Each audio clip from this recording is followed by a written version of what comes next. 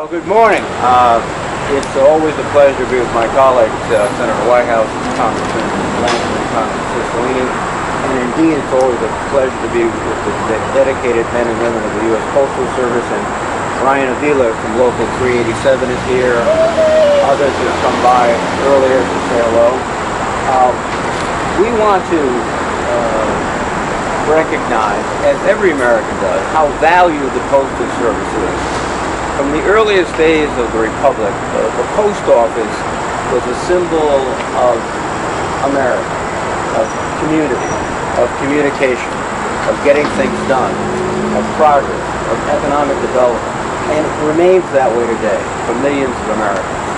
The Postal Service is part of their lives. They look forward to the day, every day, when the mail comes, when their medicines come, when vital information comes to them. However, this critical work is being deliberately undermined by President Trump, who seems determined to slow down service due to his opposition to universal voting by mail.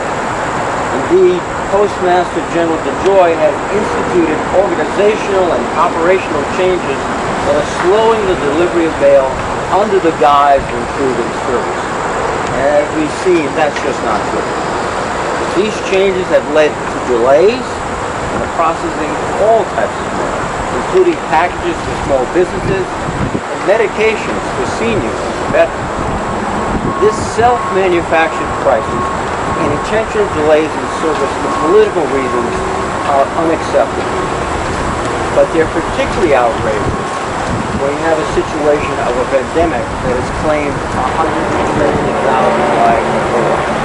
The post office today is more important than it's ever been, because people are facing not only the normal rigors of life, but a pandemic that is taking Americans left and right. They're more dependent on the Postal Service for the delivery of goods, for the delivery of medicine, for those things that are so necessary. And we have to keep this post office working for all of us. It's critical to the functioning of our nation, to our daily lives, to our country's economy. And that's why, along with my colleagues, we've consistently supported the men and women of the Postal Service. And I believe that Postmaster General DeJoy is absolutely obligated to testify, as he intends to do in the Senate and the House, to try to explain what he's doing to undermine the Post Office. He should also halt the implementation of these operational and organizational changes that damage the ability of the men and women of the Post Office to do their job. And furthermore, the Trump administration and Majority Leader Mitch McConnell should stop obstructing passage of the Postal Service funds that were included by my House colleagues, David and Jim, in the HEROES Act months ago. Had we taken up in the Senate, with the support of the President, the HEROES Act, and passed it, we would not have these problems. The Post Office would be functioning, we'd be ready for the election. This should not be a partisan issue. The American people depend on, believe in, and support the Post Office. They want us to support the Post Office. And with that, let me recognize my colleague, Senator Sheldon Whitehouse.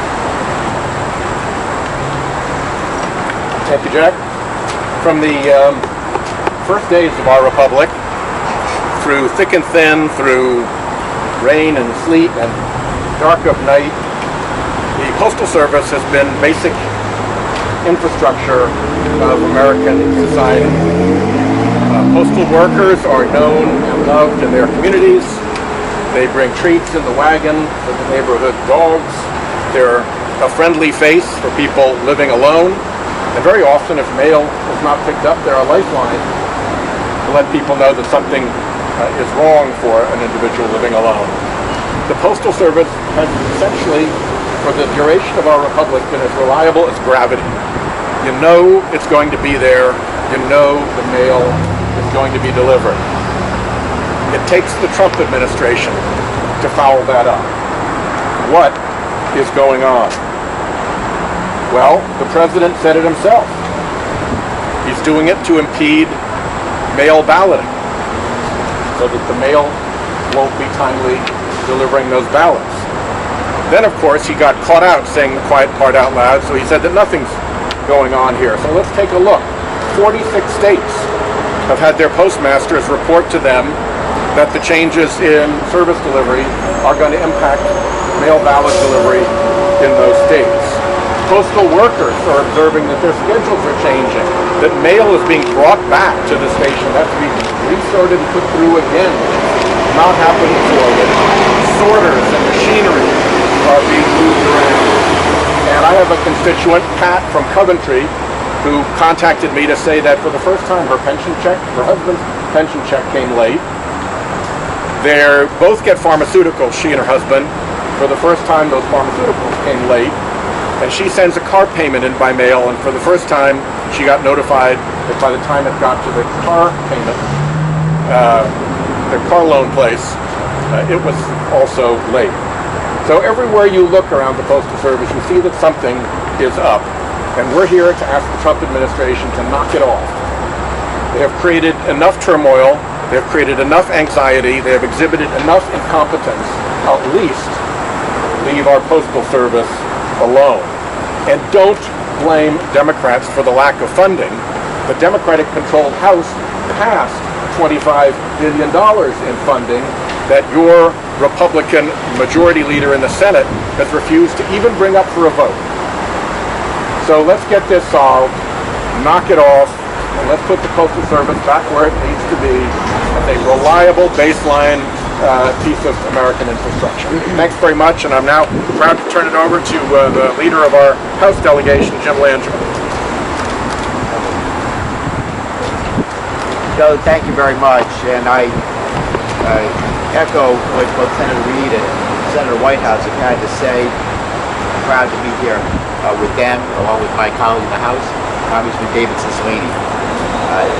It is absolutely essential that we are here today to speak out against the actions that are taking place that are weakening our postal delivery system. It is so important that we bring attention to this unprecedented attack on a truly essential service that millions of Americans rely on. And one of the primary institutions of government service that still have the confidence and respect of the American people. Again, I want to thank Senator Reid, Senator Whitehouse, and Congressman Cicilline for their leadership, their partnership on speaking out and condemning the actions of the Trump administration that have weakened our postal service. The unilateral changes in policy and personnel that Postmaster General Louis DeJoy have implemented in the United States Postal Service are unacceptable, particularly as we navigate this pandemic. And I'm outraged because these changes pose a threat to public health and the integrity of our election at a time when mail delivery is more important than ever. And I want to pause here for a minute just to salute our incredible letter carriers. They go to work every day, do their very best to get the mail to its intended destination on time as quickly as they possibly can. But the issues arising from cost-cutting measures like slashing overtime and decommissioning mail sorting machines and removing collection boxes will only hurt the American people. So let me be clear, this is more than just about voting by mail. Delays in delivery impact seniors and veterans who get their prescriptions by mail, small businesses who use the post office to connect with customers, families awaiting stimulus payments and other important correspondence. Of course, the more than 600,000 postal workers across the nation who again do important work every day getting the mail to where it's intended destination, to the best of their ability on time, like it's supposed to be. So these folks are replaced by the backdoor, while Postmaster General Louis DeJoy undermines the Postal Service to serve the political interests of Donald Trump. Well, this is a blatant violation of public trust, and it is enough. New leadership is needed, and I believe that Postmaster General DeJoy should resign.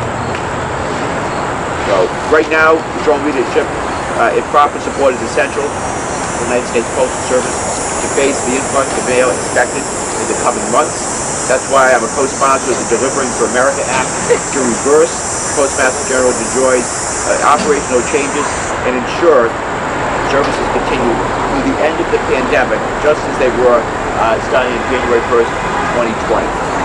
I'm pleased in the House. We'll reconvene this weekend. Congressman Cicilline and I will be going back to Washington for votes on Saturday. This is critical legislation to help save the post office and maintain quality service. Just in closing, I also want to bring attention to the fact that the House has been working to preserve the service, as both Senator Reid and Senator Whitehouse have mentioned. The service is enshrined in the United States Constitution and is a pillar of our democracy. And again, the postal system, the postal service, are one of the most respected institutions of our government. In fact, more than 3 months ago, the House passed the HEROES Act, which included $25 billion to help the United States Postal Service to continue effective operations and meet the demands that are on their plate. So the resources will be there if Mitch McConnell would just take up the bill, which he has refused to do, that and many other important pieces of legislation. It's been the legislative graveyard of Mitch McConnell. Unfortunately, any critical bills, again, language on his desk in his graveyard, all the provisions made through another round of stimulus checks, hazard pay for essential workers, aid to states, and continue to enhance unemployment benefits. The Postal Service keeps us connected. And that's why it's more important than ever, critical than ever, that we act and do something about this. I'm going to continue to put my fight against any effort to sabotage it. And I just want to thank my colleagues for being here today. It's now my pleasure to turn my over to my colleague, Congressman David Cicilline.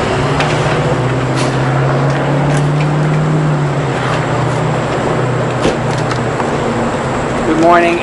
It's great to be here with all of you. I'm really proud to join my colleagues in the delegation to bring attention to the shameless attempts by the President and the Postmaster General to degrade the U.S. Postal Service and to delay and reduce services to the American people and to Rhode Islanders.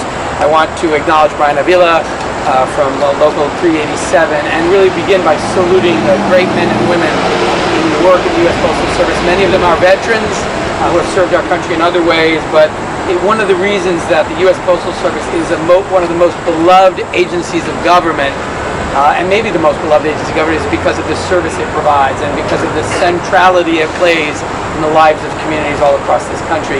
And in fact, it's not only a pillar of our democracy enshrined in our Constitution, but it actually is what knitted us together as separate colonies into the United States of America, the ability to communicate and be connected through the U.S. Postal Service. And so today the U.S. Postal Service provides incredibly important services to the American people. People rely on it. Every single household in America relies on the Postal Service for life-saving prescriptions, for Social Security checks, supporting thousands of small businesses every single day. Veterans who rely on the VA mail-order pharmacy program have reported delays causing medications to sit in post offices while prescriptions are at risk of spoiling before being delivered. And COVID-19 has only further underscored the importance of the service of the U.S. Postal Service. We cannot allow the President to play political games with people's livelihoods during a pandemic. These operational changes that have been put into place have resulted in leaving mail behind at distribution centers. They've resulted in hiring freezes, regional downsizing, and other changes to undermine long-standing organizational norms.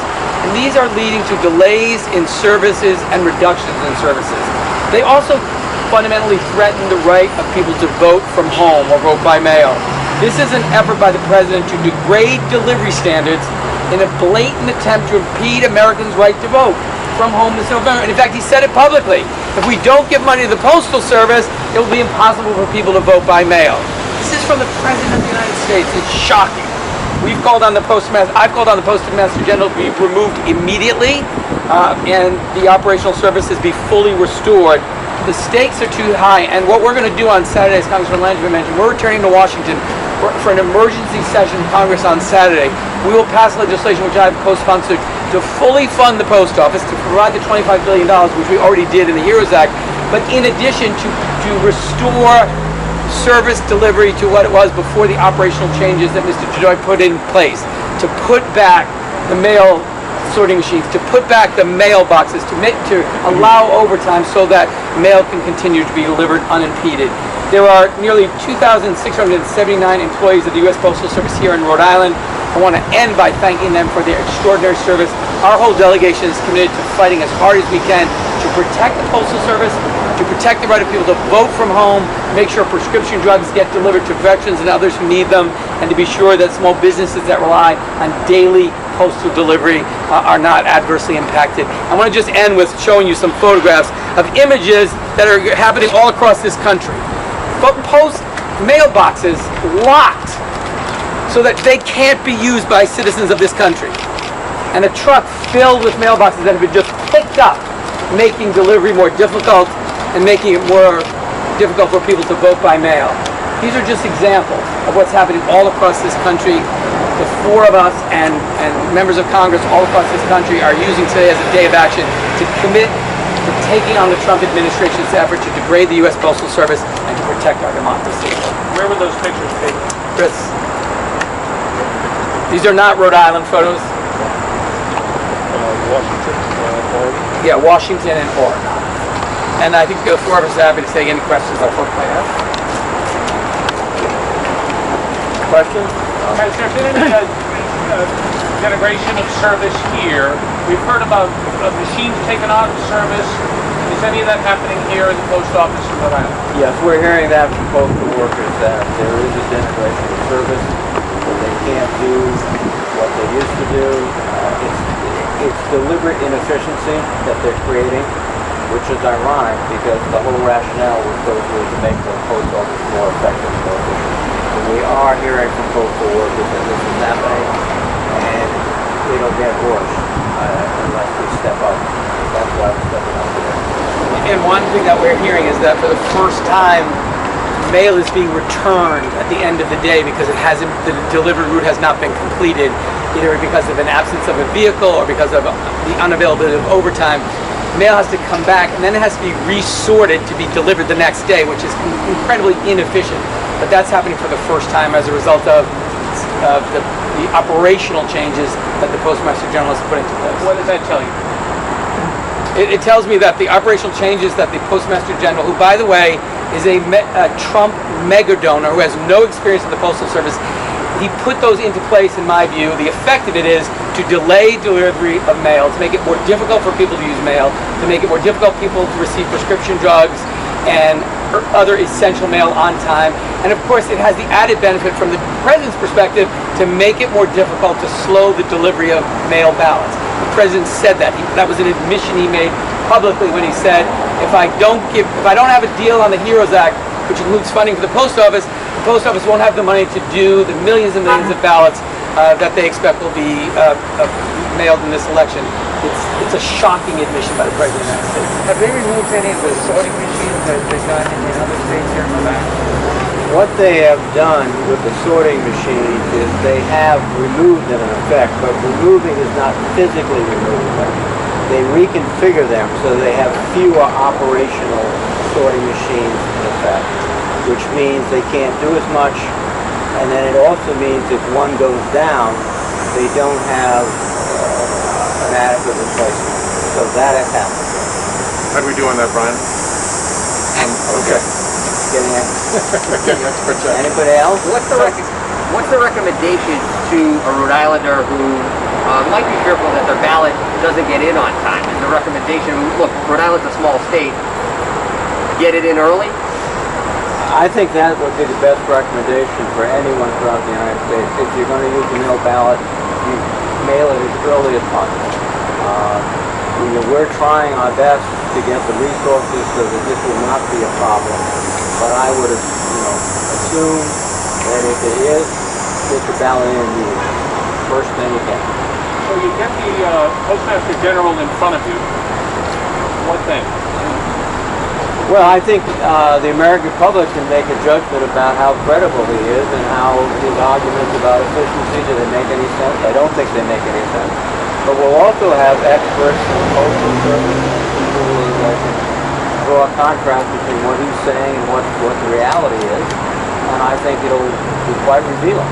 And the whole goal, though, is not just to have a discussion. The whole goal is to get the Postal Service back to where it's operating. I mean, we all grew up, at least I did, with the notion of, particularly in the holiday season, they hire all sorts of extra people. They do everything they could to get all the Christmas cards out, all the Hanukkah cards out.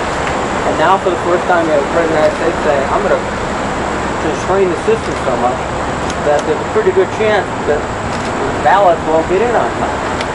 And that sounds so contradictory to what the post office has always stood for. Is that times of national sort of importance, like the holidays, we'll put extra people on. We'll work overtime.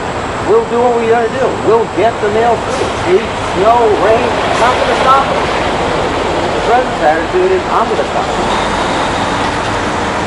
Obviously, the post office, as you've all mentioned, is an important service for the elderly, for our veterans, but there's plenty of people overseas who only have the option to vote by mail, who are serving our country now. Absolutely. What are the impacts that you guys expect to see if it isn't fixed for them? That is one of the most compelling arguments. Most military personnel overseas vote by mail, and they vote. And they would be caught up in this disaster also. And it's terribly ironic that men and women who are sacrificing their lives, separated from their families, for the fundamental, fighting for the fundamental rights, one of which is the right to vote, could see their votes lost or miscounted or just not arriving in time. So that's another factor. Acknowledge that it's not just the funding, it is the operational changes, because even if it's fully funded, as we hope it will be, that doesn't solve the problem. If Mr. DeJoy's operational changes remain in place, no overtime, reduction of hours of post office being open, removal of sorting machines. So the legislation we'll take up has to address both, and it will. It will provide the funding again, and it will reverse the operational changes that are resulting in delays in services and delivery of mail that is intended to impact vote by mail, but is also impacting prescription drugs, overseas voting, small business, etc. So it's both of those things that have to be addressed. Do you believe that any legislation written will have bipartisan support to actually be called to a vote? Because we mentioned, the majority leader isn't taking things that have been approved already up on a vote in the Senate floor. Well, I think it's significant that the Senate has scheduled a hearing this Friday, so that they're feeling the pressure. And the House has a hearing next week. And I think if the American public will be speaking out loud and clear, and it'll be felt, I hope, by both sides. And it should be. Again, this shouldn't be a partisan issue. Getting the mail out should be something that's what we do in America. But we put it in the Constitution. The post office is in the Constitution. It's that important. So we should get the job done. That's why Speaker Pelosi calling the vote on Saturday in the House is important. Because we'll find out how bipartisan it is. We'll find out whether the Republicans in the House are more loyal to Donald Trump or more loyal to their constituents' need for prompt and reliable mail service. And I'm anxious to hear Postmaster DeJoy, when he's brought before Congress, as he tries to defend the actions that he's taken, which are outrageous and clearly designed to weaken the post office and mail delivery service. If there was a need and he was interested in actually providing this service to the American people, he would be fighting for more resources if there were shortfalls, if they needed extra resources. And clearly on the House side, there are plenty of resources that we're ready to provide. We just need the Republican colleagues on the Senate side to take up that bill, which they have not, because of Mitch McConnell's lack of action, and it's clearly feels no urgency to do anything to strengthen or help the Postal Service. What's your response to Kevin McCarthy? He says, well, the Democrats didn't get what they wanted in the negotiations over the coronavirus, and now they're focusing on the Post Office. Ridiculous. What we want is to be able to fund state and local governments, to be able to provide health care to people in the midst of the pandemic. We want to make sure that we have elections that are not only legitimate, but people have confidence in those things. This is about the best interest of the United States. And by the way, we've been waiting for 2 months in the Senate for Mitch McConnell to bring a comprehensive bill to the floor so we could debate, compromise, vote, and he hasn't done that. So, or not, Democrats are looking for a reason to ask for help from the post office. The fault is Republicans have refused to support necessary help for thousands of Americans. Unemployment compensation, again, state to state, local government. A long list of things that it just has turned their back on. Senator, we're sitting on Mitch McConnell's desk since May 15th with no action. And the last point I just want to make is this notion about the post office not making money fundamentally misunderstands the purpose of the post office. It's a service to the American people. It would be like saying the Defense Department isn't making any money, the Commerce Department isn't making money. This is an agency which is here to serve the American people, which is in our Constitution. It is not intended to be a profit-making enterprise. And so it's a fundamental disrespect of the important role the post office has played in the history of this country and continues to play today. And again, I want to salute the Postal Service. Thank you all. Thank you all. Thanks, everybody.